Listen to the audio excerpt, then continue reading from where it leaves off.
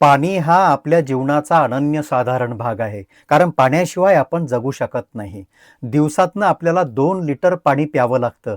परंतु आपण जेव्हा कुठेतरी बाहेर असतो, कुणाच्या घरी असतो, हॉटेलमध्ये असतो, कुठे वेगळ्या ठिकाणी असतो, तेव्हा आपण पाणी कसं पितो किंवा ते पाणी कसं आपल्याला उपलब्ध होतं याचा विचार तुम्ही करा.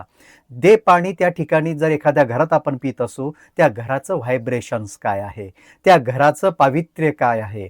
किंवा सकाळीच जर त्या घरामध्ये भांडणं झाली असतील आणि रागामध्ये कोणीतरी ते पाणी आणून ठेवलेलं असेल आणि रागाच्याच आविष्कारामध्ये जर ते आपल्याला कोणी देत असेल, तर त्यामध्ये सगळा राग म्हणजे रागाचे व्हायब्रेशन्स पाण्यामध्ये उतरलेले असतात.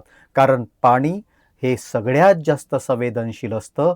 ते कोणतीही भावना ताबडतोब कॅच करतं आणि आपण तेच पाणी जर प्यायलो तर निराशा, ते भांडणं, ते निगेटिव्ह थॉट, ते निगेटिव्ह व्हायब्रेशन्स पाण्याच्या रूपानं आपल्या आतमध्ये जातात आणि आपल्यावर त्याचा निगेटिव्ह परिणाम व्हायला लागतो. जेव्हा आपल्या हातामध्ये पाणी येतं किंवा पाण्याचा ग्लास येतो किंवा पाण्याची बॉटल येते, तेव्हा त्या पाण्याला पॉझिटिव्ह बनवा. मनातल्या मनात त्याला पॉझिटिव्ह वेव्हज द्या. त्याला अंतर्मुख होऊन आपण अंतर्मुख होऊन त्या पाण्याला त्या ठिकाणी पॉझिटिव्ह वेव्हज द्या. त्या पाण्याला पॉझिटिव्ह करा आणि नंतर शांततेनं ते पिण्याचा प्रयत्न करा. तेव्हाच तुमच्यावर पॉझिटिव्ह त्या ठिकाणी इफेक्ट व्हायला लागेल. नमस्कार.